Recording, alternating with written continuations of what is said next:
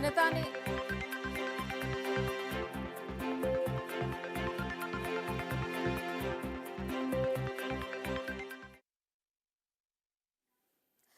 नमस्कार, आप देख रहे हैं न्यूज इंडिया। मैं हूं आपके साथ अंजलि रजावत और सुर्खियां अखबार की एक बार फिर से हम चर्चा करेंगे कि आज किस अखबार में कौन सी सुर्खी आज मिलने वाली है।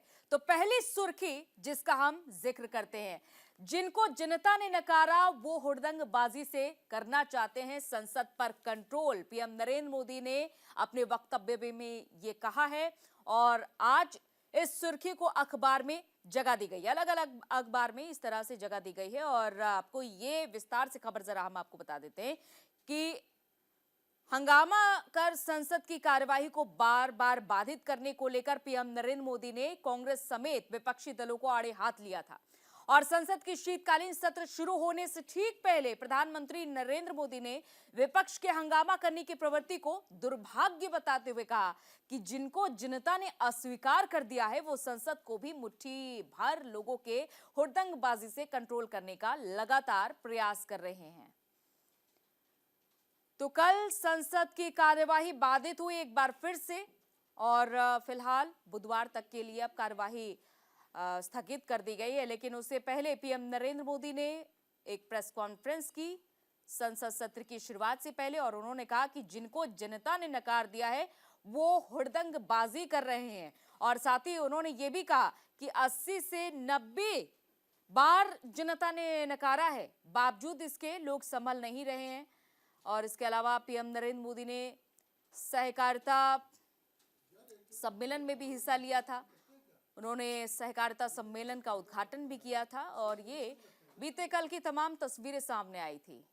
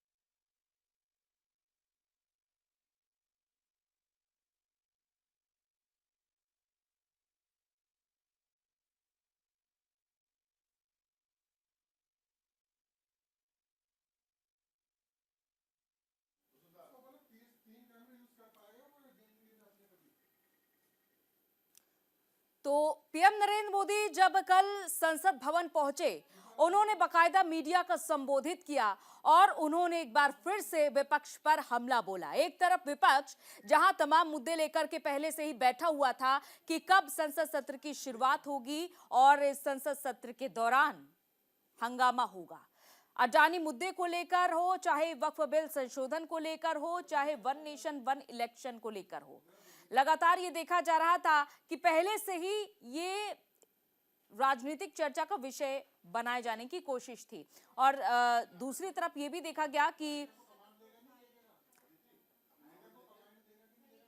तो पीएम नरेंद्र मोदी जब मीडिया को संबोधित कर रहे थे, उन्होंने इस तरह की टिप्पणियां की और साथ ही साथ उन्होंने विपक्ष पर निशाना साधते हुए कहा कि जिनको जनता ने नकार दिया है वो लगातार हुड़दंगबाजी कर रहे हैं और संसद की कार्यवाही को बाधित करने का लगातार प्रयास कर रहे हैं। 80 से 90 बार जनता ने नकारा है और इसके बाद संसद सत्र की शुरुआत होती है। तमाम जो दिवंगत सांसद हैं उनको श्रद्धांजलि अर्पित की जाती है, शोक व्यक्त किया जाता है और कार्यवाही फिलहाल स्थगित करनी पड़ती है। हालांकि विपक्ष की ओर से पूरी कोशिश थी कि किस तरीके से आज चर्चा करनी है, चाहे वो मणिपुर हिंसा हो, मणिपुर के मुद्दे को लेकर विपक्ष की ओर से कोशिश थी कि मौजूदा सरकार को घेरना है, सवाल करने हैं और इस पर चर्चा करने के लिए सरकार को मनाना है। लेकिन अभी तक सरकार की ओर से इस पर कोई जवाब भी पिछले मानसून सत्र के दौरान भी नहीं आया था। लेकिन इस बार शीतकालीन सत्र में भी कुछ ऐसा ही देखने को मिल रहा था कि इस बार के सत्र में तमाम जो मुद्दे हैं वो पहले से ही विपक्ष ने तैयार किए हुए थे। 21 नवंबर को बाकायदा राहुल गांधी ने प्रेस कॉन्फ्रेंस भी की थी अडानी मुद्दे को लेकर, क्योंकि अमेरिका ने गौतम अडानी पर गंभीर आरोप लगाए हैं रिश्वतखोरी और धोखाधड़ी का, और ये भी बताया गया था अमेरिका की ओर से कि 2200 करोड़ की धोखाधड़ी गौतम अडानी की ओर से की गई है। इसके बाद ये भी देखा गया कि शेयर में भी गिरावट दर्ज की गई। अब इसी मुद्दे को लेकर के राहुल गांधी पूरी तैयारी में थे कि संसद सत्र की शुरुआत होगी और गौतम अडानी के मुद्दे को उठाया जाएगा। राहुल गांधी ने यह भी कहा था कि वो गौतम अडानी की गिरफ्तारी की मांग कर रहे हैं। अब इससे पहले जब पीएम नरेंद्र मोदी संसद सत्र पहुंचते हैं, मीडिया को संबोधित करते हैं और संबोधन के दौरान उन्होंने ये बड़ी बातें कही कि जिनको जनता ने नकार दिया, 80 से 90 बार नकार दिया, वो हुड़दंगबाजी कर रहे हैं।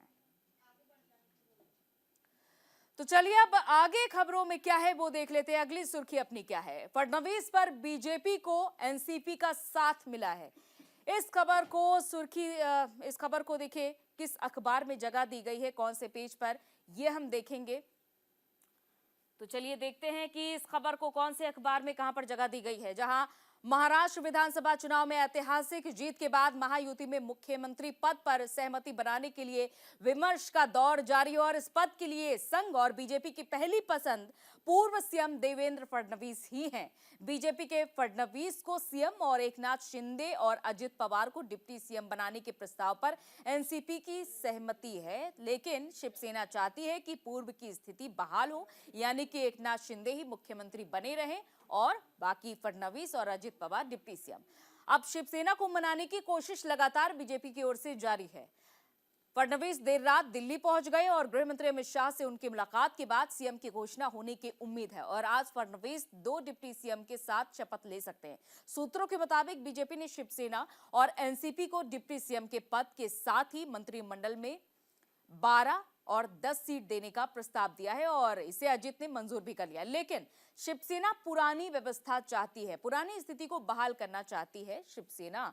लेकिन अब फडणवीस को दिल्ली बुलाया गया है। क्या फैसला आता है? दिल्ली आलाकमान, हाई आलाकमान क्या फैसला सुनाता है, इस पर सभी की निगाह रहेगी। और पर्ची में किसका नाम आता है बतौर मुख्यमंत्री, ये भी देखना होगा, क्योंकि देवेंद्र फडणवीस प्रबल दावेदार माने जा रहे हैं, क्योंकि वो उनका शायराना अंदाज आपको याद रहा होगा जब 2019 का वो दौर था और 3 दिन की ही मात्र उनकी अल्पमत सरकार रह पाई थी, और उन्होंने शायराना अंदाज में कहा था कि मेरा पानी उतरता देख मेरे किनारे घर मत बसा लेना, और मैं समंदर हूं, लौट कर वापस जरूर आऊंगा। प्रचंड जीत के साथ बीजेपी आती है, प्रचंड बहुमत के साथ, और अब ये माना जा रहा था कि देवेंद्र फडणवीस ने जो शब्द कहे थे वो उन पर खरे उतरे हैं, और यहाँ पर अब उनको इनाम स्वरूप क्या मुख्यमंत्री पद दिया जाएगा, आला कमान की ओर से क्या फैसला लिया जाता है, क्योंकि देर रात वो दिल्ली अब आज पहुंच चुके हैं, उनकी मुलाकात गृह मंत्री अमित शाह से होनी है, और क्या मंथन होता है, क्या बीजेपी मना पाती है एकनाथ शिंदे को, शिवसेना गुट को क्या मना पाती है, ये फिलहाल देखने वाली स्थिति रहेगी। लेकिन आज ये दिन और भी ज्यादा महत्वपूर्ण इसलिए है क्योंकि बीजेपी के पास और महायुति के पास कुछ घंटे ही बचे हुए हैं विचार विमर्श और फैसला सुनाने के लिए, क्योंकि आज ही शपथ ग्रहण समारोह भी आयोजित होना है। तो खबरों का सिलसिला लगातार जारी रहेगा। यहाँ पर एक छोटे से ब्रेक का वक्त है, रुक रहे एक छोटे से ब्रेक के लिए हेडलाइंस के साथ एक बार फिर से हाजिर होते हैं।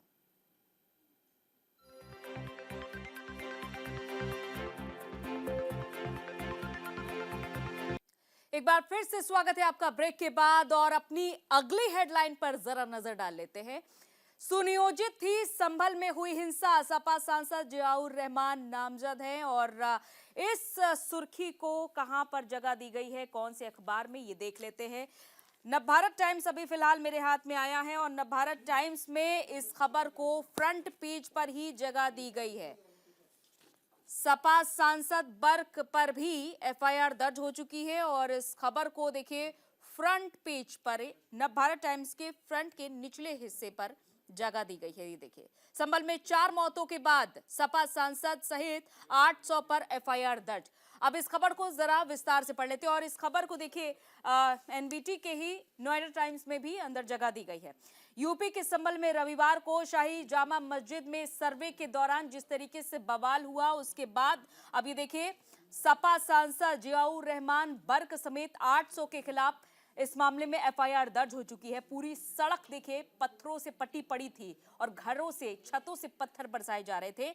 अब और ये भी बताते चले आपको कि अब तक कुल 7 मुकदमे दर्ज करके 25 आरोपियों को गिरफ्तार किया जा चुका है।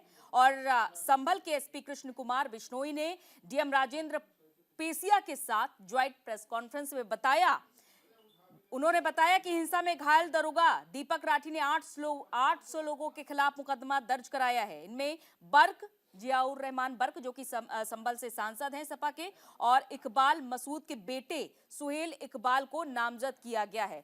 तो फिलहाल ये हमारी सुर्खी, और नोएडा टाइम्स में भी इस खबर को देखिए जगह दी गई है जो कि एनबीटी का ही है। और इस अंदर के पेपर में देखिए जगह दी गई है कि संभल में बवाल के बाद नोएडा पुलिस अलर्ट पर है। जरा ये भी सुर्खी देख लीजिएगा। तो देखिए नवभारत टाइम्स के नोएडा टाइम्स में इस खबर को यहां पर जगह दी गई है, और अगर आप ढूंढेंगे इस पेपर में तो आपको ये खबर मिल जाएगी, लेकिन हम आपको विस्तार से बता देते हैं। तो संभल की घटना के बाद पुलिस अलर्ट मोड पर आ गई है और यहां लोकल थाना पुलिस के साथ सीनियर अधिकारी भी सड़कों पर गश्त कर रहे हैं, जानकारी दी गई है। और हालांकि माहौल शांत है, ये पुलिस की ओर से बताया गया है। पुलिस ने सलाह भी दी है कि संदिग्ध पोस्ट करने वालों पर नियमानुसार कार्रवाई की जाएगी, तो कोई भी संदिग्ध पोस्ट नहीं की जाए, ये सलाह दी गई है और लीगल कार्रवाई से बचें।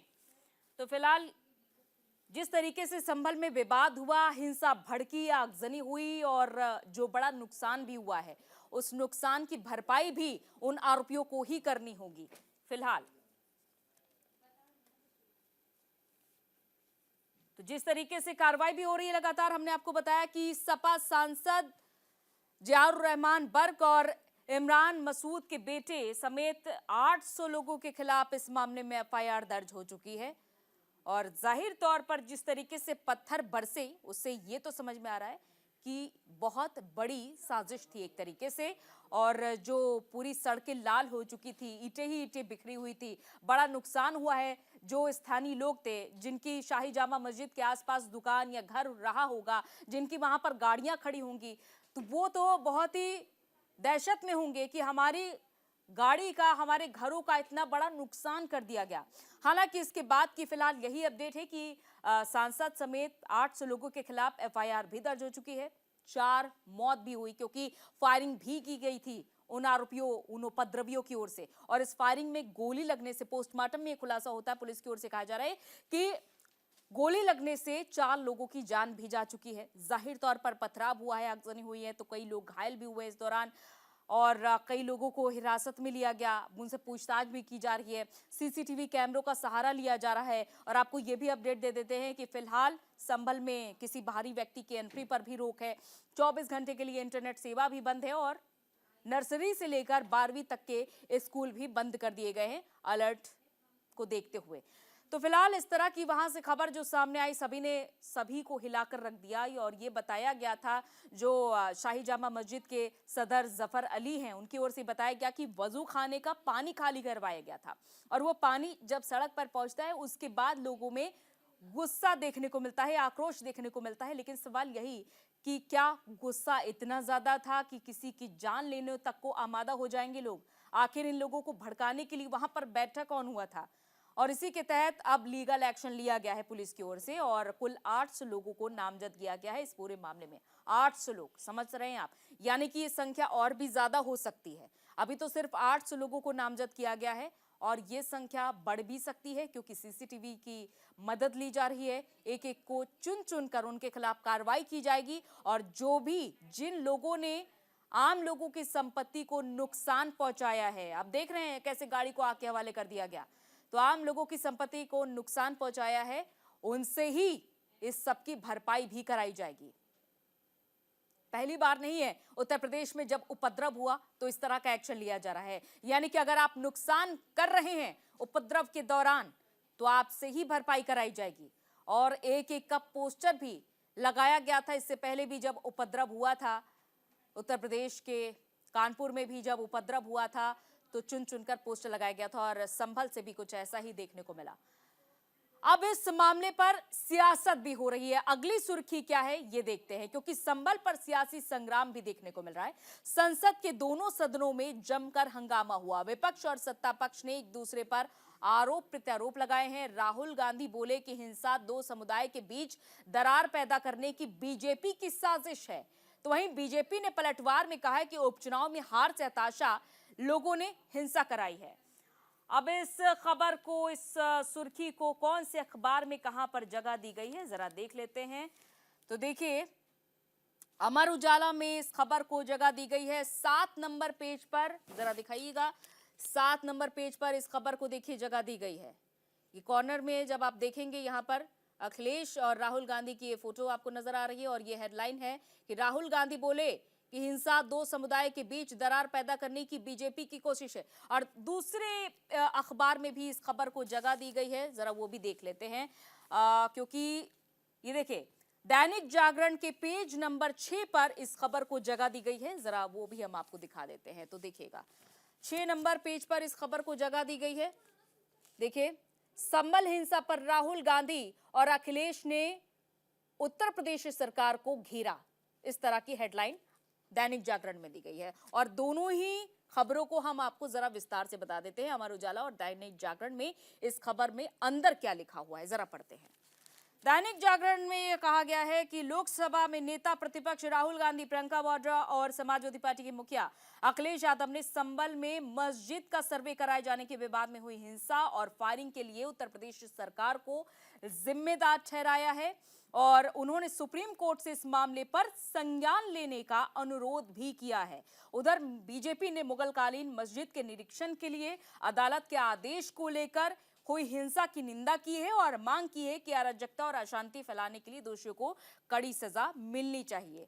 तो खैर, आपने ये सुना कि दैनिक जागरण में इस खबर को लेकर स्पष्ट तौर पर यह बताया गया है कि राहुल गांधी और अखिलेश यादव ने मांग की है और राहुल गांधी ने कहा है कि इस मामले को स्वतः संज्ञान लेना चाहिए कोर्ट के द्वारा। अब अमर उजाला में इस खबर में विस्तार से अंदर देखिए क्या लिखा हुआ, पढ़ लेते हैं। लोकसभा में नेता प्रतिपक्ष राहुल गांधी ने संबल हिंसा पर सरकार को जमकर घेरा और उन्होंने इस मामले में सुप्रीम कोर्ट में हस्तक्षेप करने की मांग की है सुप्रीम कोर्ट से।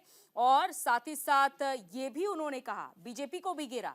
राहुल गांधी ने कहा है कि दो समुदाय के बीच दरार पैदा करने की ये बीजेपी की साजिश है। पलटवार भी किया गया है बीजेपी की ओर से, जरा वो भी जान लेते हैं क्या कहा गया बीजेपी की ओर से। तो बीजेपी सांसद साक्षी महाराज ने विपक्ष पर उपचुनाव में हार के बाद पूर्व नियोजित तरीके से हिंसा भड़काने का आरोप लगाया है।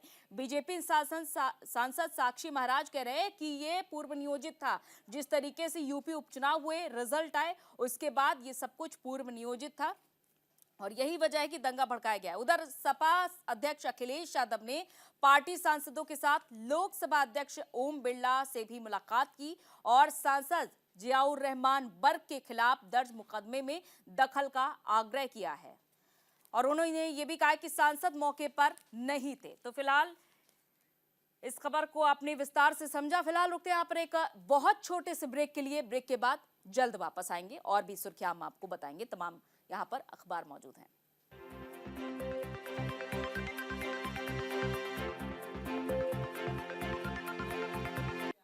ब्रेक के बाद बहुत स्वागत है आपका एक बार फिर से और बात करते हैं अपनी अगली सुर्खी के बारे में। अगली सुर्खी क्या है? दिल्ली विश्वविद्यालय छात्र संघ में 7 साल बाद एनएसयूआई ने कब्जा जमाया है। एनएसयूआई के रौनक खत्री अध्यक्ष बने हैं। अब इस खबर को कहां पर जगह दी गई, अगर ये खबर आपके लिए महत्वपूर्ण है तो जरूर ध्यान से सुनिएगा, क्योंकि कई लोगों को इस चुनाव का इंतजार रहता है और इस चुनाव के बाद रिजल्ट क्या आए हैं, खास तौर पर युवाओं को इसका भी इंतजार रहता है। तो दैनिक जागरण मेरे हाथ में फिलहाल आया है और दैनिक जागरण के पेज नंबर 3 पर इस खबर को देखिए, ऊपर ही जगह दी गई है, सबसे ऊपर दैनिक जागरण के पेज नंबर 3 पर। तो देखिए, एनएसयूआई का 7 साल बाद अध्यक्ष आया है। अब इस खबर को देखिए, दिल्ली के दैनिक जागरण के दिल्ली जागरण में 3 नंबर पर जगह दी गई। विस्तार से जरा इस खबर को पढ़ लेते हैं और आपको बताते हैं।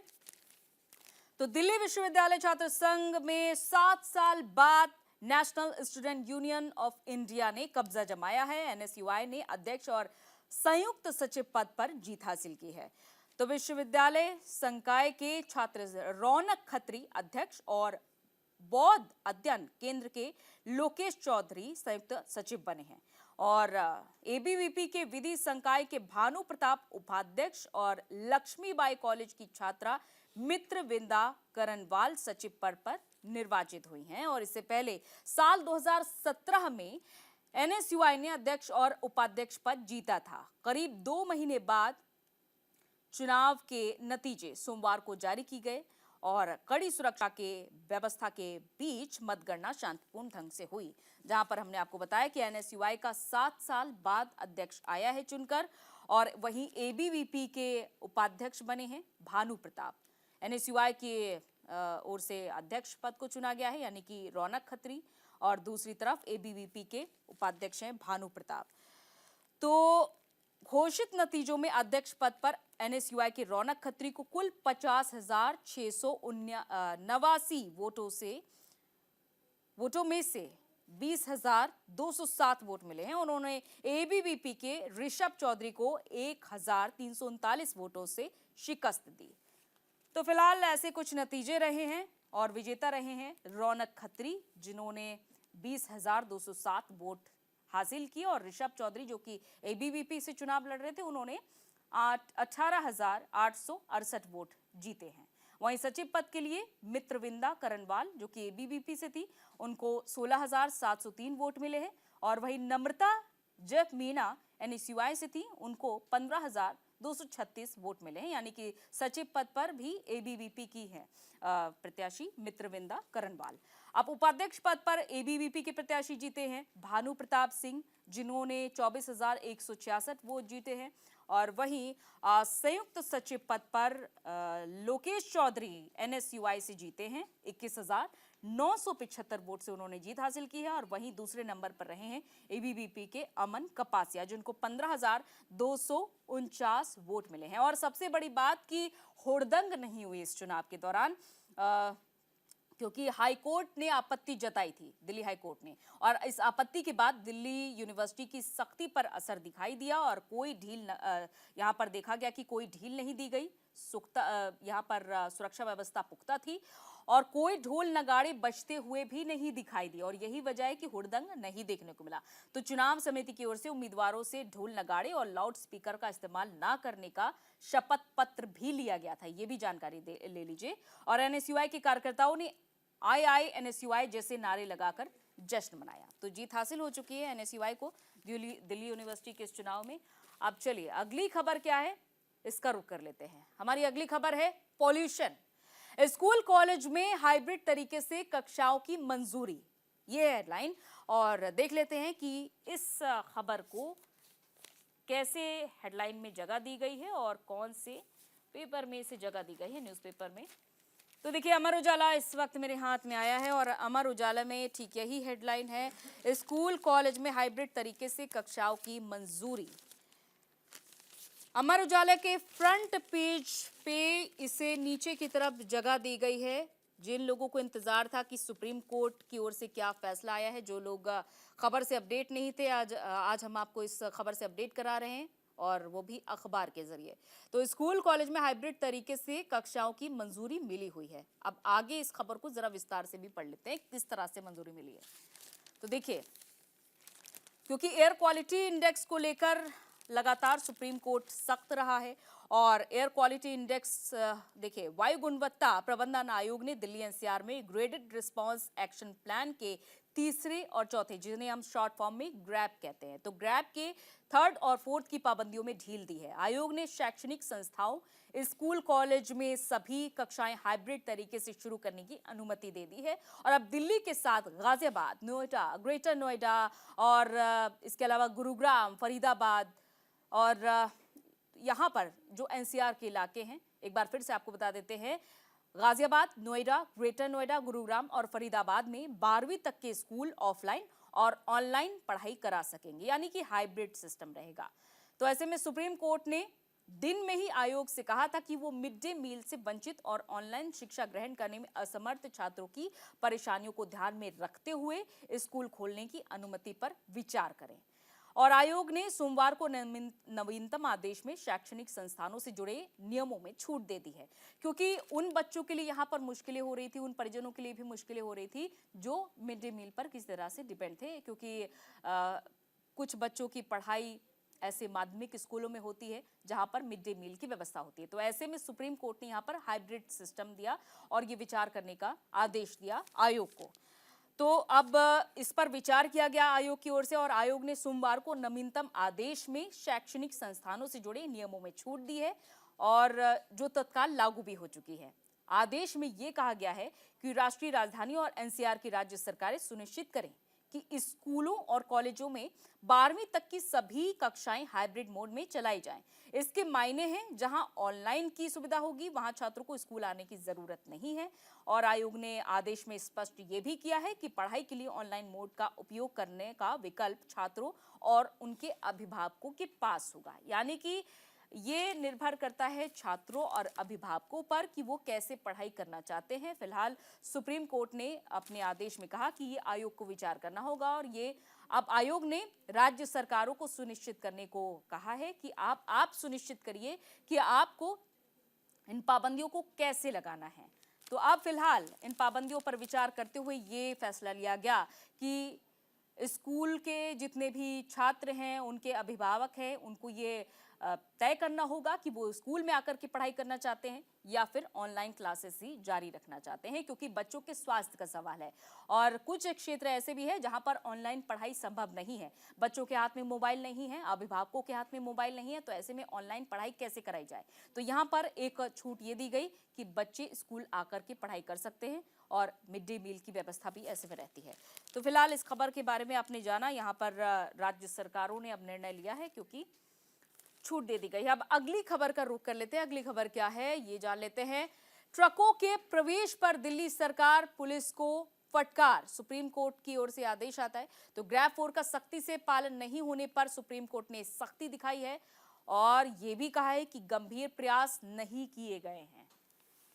तो सुप्रीम कोर्ट का कहना है कि गंभीर प्रयास नहीं किए गए हैं इस मामले में। अब इस खबर को कहां पर जगह दी गई है जरा ये जान लेते हैं।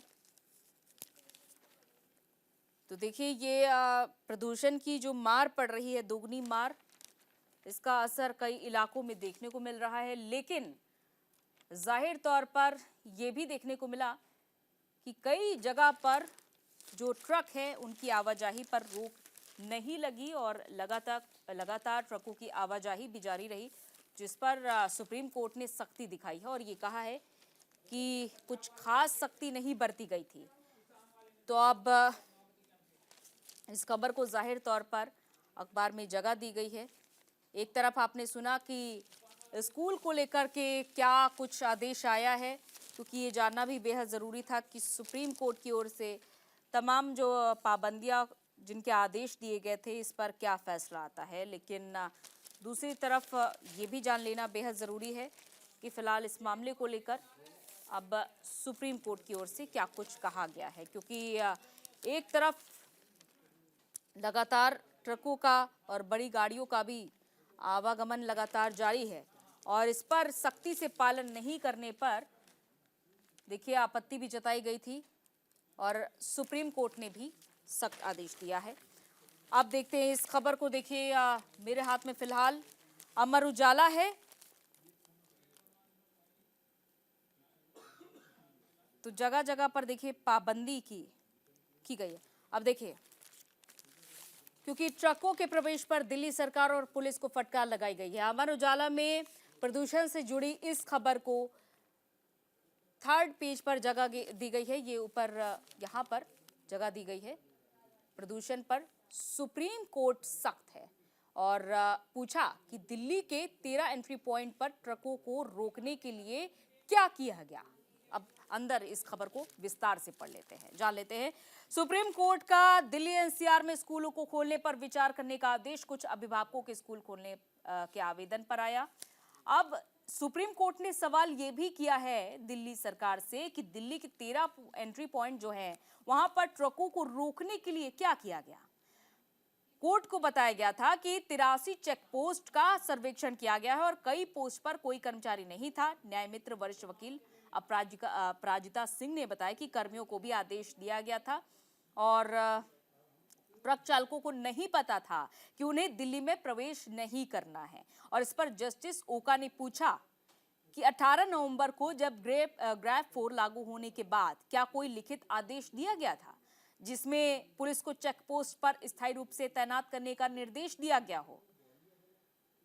तो दिल्ली पुलिस आयुक्त पर मुकदमे का निर्देश देंगे, ये भी टिप्पणी की गई है। Additional solicitor general Aishwarya Bhati ने बताया कि पुलिस को 23 प्रमुख चेक पॉइंट पर कर्मियों को तैनात करने का आदेश दिया गया था और इस पर गंभीर आपत्ति जताते हुए जस्टिस ओका ने पूछा कि यह लापरवाही है कि केवल 23 बिंदुओं पर ही ऐसा किया गया। हम आयोग को दिल्ली पुलिस आयुक्त के खिलाफ धारा 14 के तहत मुकदमा चलाने का निर्देश देंगे। तो सुप्रीम कोर्ट ने सीधे तौर पर दिल्ली सरकार से सवाल किया था कि 13 एंट्री पॉइंट पर ट्रकों का प्रवेश रोकने के लिए क्या कदम उठाया गया। इस पर additional solicitor general Aishwarya Bhati ने बताया जवाब में कि कुल 23 पॉइंट थे, प्रमुख चेक पॉइंट बनाए गए थे जहां पर पुलिसकर्मियों को तैनात किया गया था। लेकिन सुप्रीम कोर्ट के जस्टिस ओका ने सवाल किया कि महज 23 पॉइंट क्या ये काफी थे, क्योंकि कई ज्यादा पॉइंट थे, इससे ज्यादा 83 चेक पोस्ट थे जिन पर पुलिसकर्मियों को तैनात किया जाना था ट्रकों की आवाजाही पर रोक के लिए। लेकिन बावजूद इसके 23 पॉइंट ही क्यों बनाए गए, 23 चेक पोस्ट ही क्यों बनाए गए, इस पर सुप्रीम कोर्ट ने सख्ती बरती है और फटकार लगाई है। अब चलिए अब अगली खबर का भी रुख कर लेते हैं। अगली खबर क्या है जरा वो जान लेते हैं। वक्फ विधेयक को लेकर अगली खबर है, जहां देखिए लोकसभा अध्यक्ष से मिले हैं विपक्षी। तो वक्फ विधेयक को लेकर ये खबर है, लोकसभा अध्यक्ष से मिले हैं विपक्षी सांसद और आपत्ति दर्ज कराई है। कहा है कि प्रक्रिया पूरी नहीं है, जेपीसी को रिपोर्ट सौंपने के लिए वक्त मिले। तो पक्षपात हो रहा है, वक्फ संपत्तियां हड़पना चाहती है सरकार। तो अलग अलग सुर्खियां हैं, तो चलिए देखते हैं कौन से अखबार में इस खबर को कहां पर जगह दी गई है, ये समझना होगा। जिस तरीके से वक्फ बोर्ड संशोधन बिल को लेकर जेपीसी गठित की गई थी, उसके बाद से लगातार ये देखा जा रहा था कि आपत्तियां भी जताई जा रही थी, वक्फ बोर्ड की ओर से भी आपत्ति जताई गई थी और इस पर कई तरह के सवाल भी हुए थे। हालांकि अब इस पर देखिए तरह तरह से यहाँ पर टिप्पणियां हुई हैं। तो अमर उजाला मेरे हाथ में आया है और अमर उजाला के पेज नंबर 11 पर इस खबर को जगह दी गई है। ये देखिए पेज नंबर 11 के अगर अपर कॉर्नर पर आप जाएंगे तो यहाँ पर आपको इस खबर को देखने को मिलेगी। ये खबर, पक्षपात हो रहा है, वक्फ संपत्तियां हड़पना चाहती है सरकार। क्या है अंदर से खबर, ये जरा पढ़ लेते हैं। तो देखिए ये कहा गया है, all India Muslim personal law board की ओर से केंद्र सरकार पर आरोप लगाया गया है कि वो देश भर में वक्फ संपत्तियों को हड़पने के इरादे से वक्फ संशोधन विधेयक 2024 लाना चाहती है। बोर्ड ने एक दिन पहले अपनी 29वें अधिवेशन वक्फ संशोधन विधेयक के अलावा धार्मिक स्थलों से संबंधित विवादों पर भी चर्चा की और all India Muslim personal law board के प्रवक्ता एसक्यूआर इलियास ने सोमवार को बताया कि बोर्ड के अधिवेशन में महसूस किया गया कि वक्फ बिल में प्रस्तावित सभी 44 संशोधन और उनकी उपधाराओं को वक्फ संपत्ति का दर्जा खत्म करने और उनके हेरफेर करके उन्हें हड़पने के इरादे से तैयार किया गया है। यह आरोप लगाया गया है all India Muslim personal law board की ओर से और उनके प्रवक्ता का ये कहना है। तो प्रवक्ता इलियास ने वक्फ मामले पर संयुक्त संसदीय समिति यानी कि जेपीसी पर अपना काम ईमानदारी से नहीं करने का भी आरोप लगाया है। जेपीसी पर आरोप all India Muslim personal law board की ओर से लगाया जा रहा है कि ईमानदारी से जेपीसी काम नहीं कर रही है। दावा यह भी किया जा रहा है एआईएमपीएलबी की ओर से कि हितधारकों के सुझाव प्राप्त करने के नाम पर जेपीसी ने उन लोगों को पूरा समय और तवज्जो दी जिनका इससे कोई सरोकार नहीं है, कोई लेना देना नहीं है, वो पक्षपातपूर्ण व्यवहार कर रहे हैं। ये कहना है एआईएमपीएलबी का। नियमों का उल्लंघन करने का आरोप लगाया गया है। अब अगली खबर क्या है, ये विस्तार से जान लेते हैं। देखिए अगली सुर्खी हमारी क्या है। सत्र के पहले ही दिन राज्यसभा में सभापति और नेता प्रतिपक्ष के बीच तीखी बहस हुई। सभापति ने कहा कि आप अनुभवी हैं, सदन की मर्यादा रखें। खड़गे ने कहा कि मुझे मत सिखाइए। अब ये खबर विस्तार से जान लेना बेहद जरूरी है क्योंकि संसद की शीतकालीन सत्र की शुरुआत हुई है और ऐसे में तीखी नोकझोंक, वो भी दो वरिष्ठतम नेताओं के बीच। एक तरफ थे सभापति देश के उपराष्ट्रपति जगदीप धनखड़, तो दूसरी तरफ थे मल्लिकार्जुन खड़गे, बेहद वरिष्ठ नेता हैं और कांग्रेस के अध्यक्ष भी हैं और साथ ही साथ राज्यसभा में नेता प्रतिपक्ष भी हैं, एलओपी भी हैं। अब इस खबर को अमर उजाला में जगह दी गई है क्योंकि इनका अलग से पूरा संसद का शीतकालीन सत्र का पूरा पेज आया है। 8 नंबर पेज, अमर उजाला का 8 नंबर पेज, जिसमें इस खबर को देखिए जगह दी गई है सेंटर में इस खबर को जगह दी गई है। देखिए सभापति ने कहा आप अनुभवी, सदन की मर्यादा रखें। खड़गे बोले कि मुझे मत सिखाइए। क्या हुई है दोनों के बीच तीखी नोकझोंक, जरा इसे ध्यान से पढ़ लेते हैं। तो देखिए संसद की शीतकालीन सत्र के पहले ही दिन विपक्षी सदस्यों ने अपने तेवर जाहिर तौर पर साफ कर दिए। इधर राज्यसभा में सभापति जगदीप धनखड़ और नेता प्रतिपक्ष मल्लिकार्जुन खड़गे के बीच जमकर बहस हुई और सुबह 11 बजे कार्यवाही शुरू होने के बाद जैसे ही सभापति जगदीप धनखड़ ने बोलना बंद कर दिया तो विपक्ष के नेता चिल्लाने लगे, नेता प्रतिपक्ष को बोलने दीजिए। और इस पर धनखड़ ने कहा कि मुझे बोले हुए अभी 1 सेकंड भी नहीं हुआ और आप लोग चिल्लाने लगे। तो इससे विपक्ष के नेता की गरिमा को नुकसान पहुंचता है। हमारे संविधान को इस साल 75 साल पूरे हो रहे हैं और आपको कुछ तो मर्यादा रखनी चाहिए। इस पर खड़गे की ओर से भी जवाब आता है। खड़गे बोले कि उन 75 सालों में मेरा योगदान भी 54 सालों का है और साथ ही साथ उन्होंने कहा कि आप तो मुझे मत सिखाइए। इस पर धनखड़ ने कहा कि मैं आपको इतना सम्मान देता हूं और आप ऐसा बोल रहे हैं, मुझे दुख पहुंचा है। खड़गे अडानी का मुद्दा उठाए जा रहे थे तो वहीं दूसरी ओर धनखड़ उन्हें इस मुद्दे पर बोलने से मना कर रहे थे और इसके बाद सदन में अडानी मुद्दे को लेकर कई आवाजें उठने लगी। इसके बाद सभापति ने कहा कि खड़गे का योगदान 54 साल का रहा है तो लोगों को इसका फायदा भी मिलने दीजिए। साथ ही साथ अब देखिए संसद की शीतकालीन सत्र की शुरुआत के पहले ही दिन इस तरह से तीखी नोकझोंक देखने को मिली है दो वरिष्ठतम नेताओं के बीच। तो आपने इस खबर को विस्तार से समझा। अब अगली सुर्खी क्या है वो जरा देख लेते हैं। अडानी संभल मुद्दे पर चर्चा की मांग की गई है लेकिन संसद नहीं चली।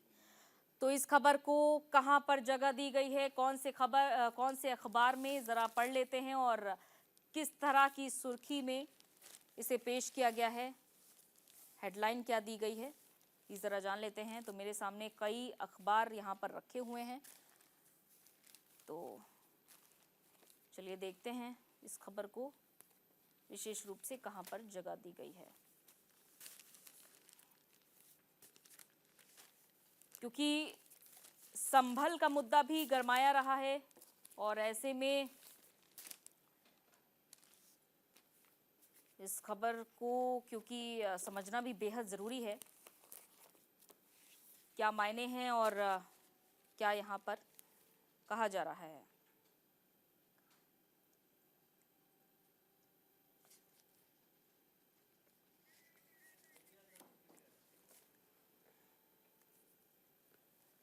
तो देखिए सदन की शीतकालीन सत्र की कल हंगामेदार शुरुआत हुई और कांग्रेस के नेतृत्व में विपक्ष ने अडानी समूह के खिलाफ अमेरिकी अभियोजकों के रिश्वतखोरी के आरोपों और उत्तर प्रदेश के संभल में हुई हिंसा का मुद्दा उठाने का प्रयास करते हुए हंगामा किया और इसके चलते दोनों सदनों की कार्यवाही एक एक बार के स्थगन के बाद पूरे दिन के लिए स्थगित कर दी गई।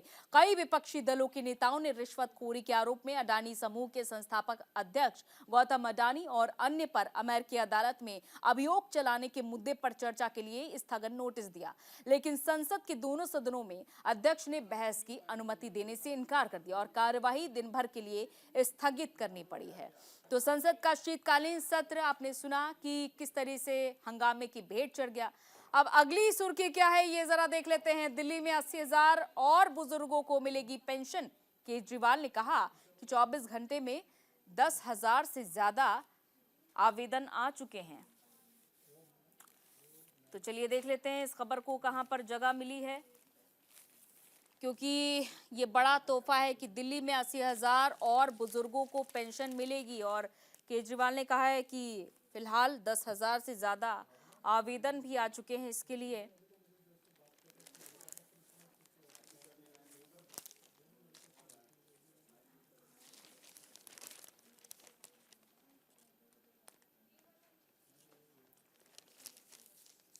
तो बुजुर्गों को पेंशन मिलेगी, 80,000 और बुजुर्गों को पेंशन मिलेगी और ये बड़ी सौगात है फिलहाल बुजुर्गों के लिए।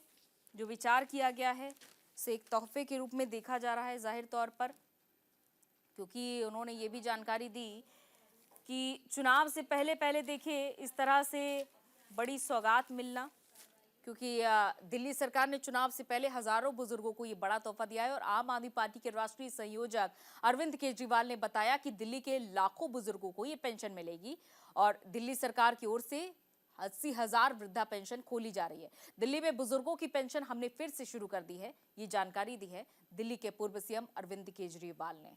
तो 2,500 रुपए प्रति महीना दिया जाएगा और इस स्कीम का ऐलान करते हुए दिल्ली के पूर्व सीएम अरविंद केजरीवाल ने कहा कि बुजुर्गों के आशीर्वाद से वो जेल से बाहर आ पाए हैं और ये स्कीम उनको शुक्रिया अदा करने के लिए है। दिल्ली विधानसभा का मौजूदा कार्यकाल 23 फरवरी 2025 को खत्म हो रहा है और अगले 2 महीने में चुनाव भी हो सकते हैं। पिछला विधानसभा चुनाव फरवरी 2020 में हुआ था, जिसमें आम आदमी पार्टी ने पूर्ण बहुमत हासिल किया था और 70 में से 62 सीटें जीती थी। अब अगली खबर की ओर रुक कर लेते हैं। अगली सुर्खी क्या है? संविधान दिवस से एक दिन पहले अहम फैसला। तो सुप्रीम कोर्ट ने कहा है कि संसद को प्रस्तावना में बदलाव करने की शक्ति समाजवादी धर्मनिरपेक्ष शब्द संविधान के मूल ढांचे का अंग प्रस्तावना से नहीं हटेंगे। तो अमर उजाला में इस खबर को जगह दी गई है, जरा देख लेते हैं। क्योंकि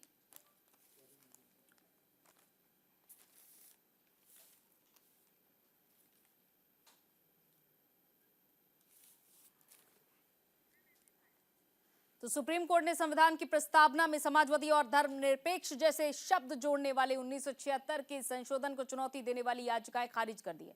और सुनवाई के दौरान सुप्रीम कोर्ट ने यह भी कहा है कि संविधान में संशोधन का अधिकार संसद के पास है और संविधान में संशोधन की संसद की शक्ति प्रस्तावना पर भी लागू होती है। यानी कि सुप्रीम कोर्ट ने यह माना कि संविधान की प्रस्तावना भी बदली जा सकती है। देश में लंबे समय से इस मुद्दे पर बहस चल रही है।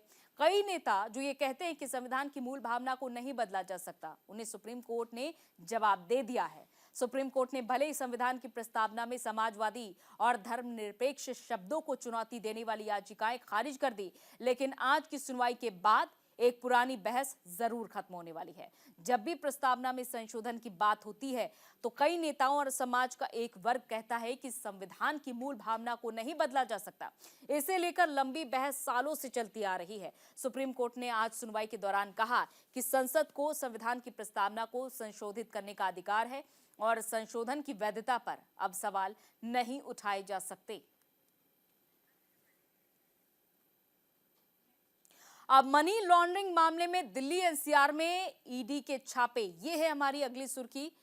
क्योंकि मनी लॉन्ड्रिंग मामले में दिल्ली एनसीआर में ईडी ने छापे मारे हैं। 500 करोड़ रुपए की कथित धोखाधड़ी के मामले में कुछ रियल एस्टेट कंपनियों के खिलाफ मनी लॉन्ड्रिंग जांच के तहत बीते कल दिल्ली एनसीआर में लगभग 12 जगहों पर छापेमारी हुई और सूत्रों के मुताबिक ये छापेमारी Auris Infrastructure Private Limited, Green Bay Infrastructure Private Limited और 3C शेल्टर प्राइवेट लिमिटेड जैसी कंपनियों और उनके प्रमोटर्स विजय गुप्ता, अमित गुप्ता, सरदार निर्मल सिंह और कुछ अन्य निदेशकों के ठिकानों पर की गई है। तो केंद्रीय एजेंसी के गुरुग्राम जोनल कार्यालय द्वारा दिल्ली और राष्ट्रीय राजधानी में करीब 12 परिसरों की तलाशी की जा रही है।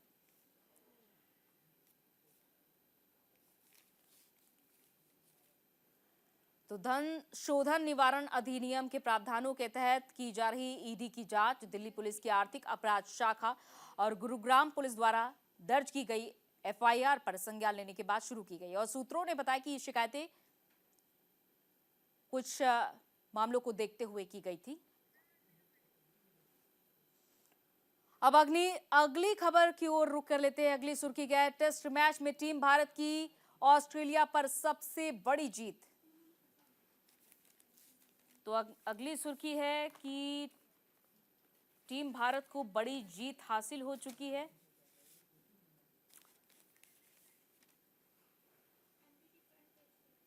तो पर्थ में भारत ने कमाल करते हुए रनों में जीत हासिल की है।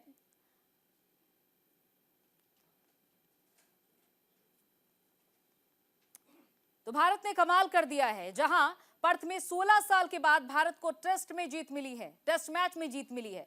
बता दें कि भारत की इस ऐतिहासिक जीत में 5 ऐसे खिलाड़ियों ने अहम योगदान दिया जिसने मैच को पलट कर रख दिया और भारत ने पर्थ टेस्ट मैच में 295 रनों से जीत हासिल कर ली है। ऑस्ट्रेलिया को भारत ने 534 रनों का टारगेट दिया था, जिसके बाद ऑस्ट्रेलियाई टीम दूसरी पारी में 238 रन बनाकर आउट हो गई और बताते चले कि रनों के हिसाब से भारत की ऑस्ट्रेलिया में सबसे बड़ी जीत का रिकॉर्ड है। तो जसप्रीत बुमराह ने इस टेस्ट मैच में कमाल करके दिखाया है और कमाल की गेंदबाजी रही जसप्रीत बुमराह की और 8 विकेट लेकर ऑस्ट्रेलियाई बल्लेबाजी की कमर तोड़ कर रख दी। हालांकि आपको बताते ही चले कि इससे पहले भी ये ट्रॉफी भारत के पास ही थी लास्ट मैच में और वापस से ये देखा जा रहा है कि वापस से ये ट्रॉफी भारत के हाथ आ चुकी है। तो ऑस्ट्रेलिया की पहली पारी के दौरान 5 विकेट लिए, तो वहीं दूसरी पारी में 3 विकेट लेकर कंगारू बल्लेबाज के होश उड़ाकर रख दिए टीम इंडिया ने। तो कल का मैच बेहद शानदार रहा है और टीम इंडिया ने बड़ी जीत हासिल की है और अपना एक नया रिकॉर्ड हासिल कर लिया है। तो आपने जाना कि अखबार की सुर्खियों में कहां पर क्या छपा था, कौन से अखबार में किस सुर्खी को किस तरह से जगह दी गई है, किस नंबर पर जगह दी गई है। फिलहाल सुर्खियां अखबार की में तमाम खबरों में फिलहाल इतना ही। तमाम खबरों का सिलसिला लगातार जारी रहेगा। यहां पर रुकते एक छोटे से ब्रेक के लिए, ब्रेक के बाद जल्द हाजिर होंगे।